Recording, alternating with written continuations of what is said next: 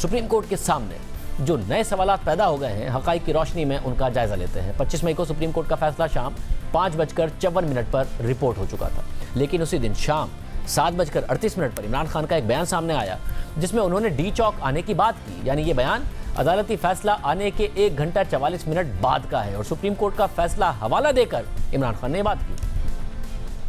सारे जिधर भी पाकिस्तानी ये देख रहे हैं, खुशखबरी ये है कि सुप्रीम कोर्ट ने फैसला कर दिया है कि अब कोई किसी किस्म की रुकावट नहीं होगी, कोई पकड़ धकड़ नहीं होगी। इसलिए मैं सारे पाकिस्तानियों को आज कह रहा हूँ कि आज शाम अपने शहरों में भी निकले और इस्लामाबाद और पिंडी में पूरी तरह कोशिश करें डी चौक पहुँचने की आज शाम को, क्योंकि मैं इंशाल्लाह घंटे डेढ़ तक वहाँ पहुँचूंगा। इंशाल्लाह हमारी कोशिश है वहाँ पहुँचने की। यानी 25 मई को सुप्रीम कोर्ट का हुक्मनामा आने के 1 घंटा 44 मिनट बाद इमरान खान को यह सब पता चल चुका था कि सुप्रीम कोर्ट में समाअत हुई है और एक हुक्मनामा आ चुका है।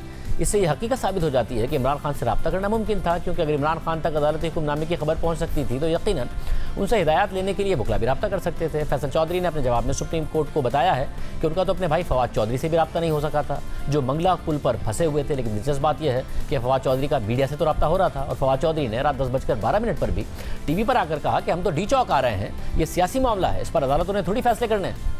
यानी रात 10 बजे फवाद चौधरी टेलीविजन पर बात करने के लिए दस्तयाब भी थे और वो अदालती फैसले की खिलाफवर्जी की बात भी कर रहे थे। फैसल चौधरी ने अपने जवाब में एक और मौका अख्तियार किया है और कहा है कि जब उनका फवाद चौधरी से रब्ता नहीं हुआ तो उन्होंने बाबर रहमान से रब्ता किया, जो इस्लामाबाद हाई कोर्ट में मौजूद थे, और वहाँ से फिर असद उमर से रब्ता किया गया और उन्हें अदालती कार्रवाई से आगाह कर दिया गया था।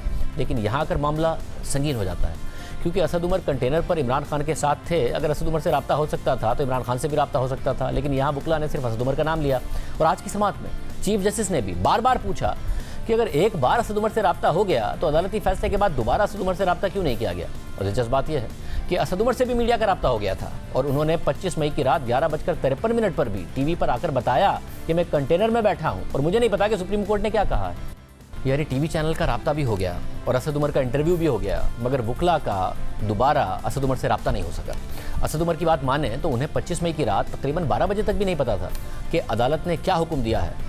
तो फिर तहरीक इंसाफ की क़यादत में इमरान खान के अलावा कौन है जिससे बात करके वुकला ने अदालत को H9 पार्क में जलसा करने की यकीन दहानी कराई थी?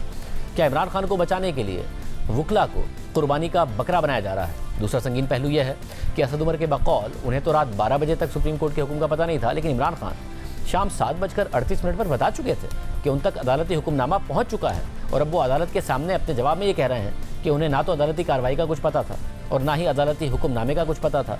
यानी हमेशा की तरह इमरान खान ने मुझे नहीं पता कहकर अपने कंधों से जिम्मेदारी उतारकर वुकला के जरिए असद उमर पर डाल दी है। वुकला असद उमर का नाम भी ले चुके हैं और अब ये भी कहने पर मजबूर हैं कि उनका किसी से रब्ता ही नहीं हो रहा था, असद उमर से भी दोबारा नहीं हो रहा था।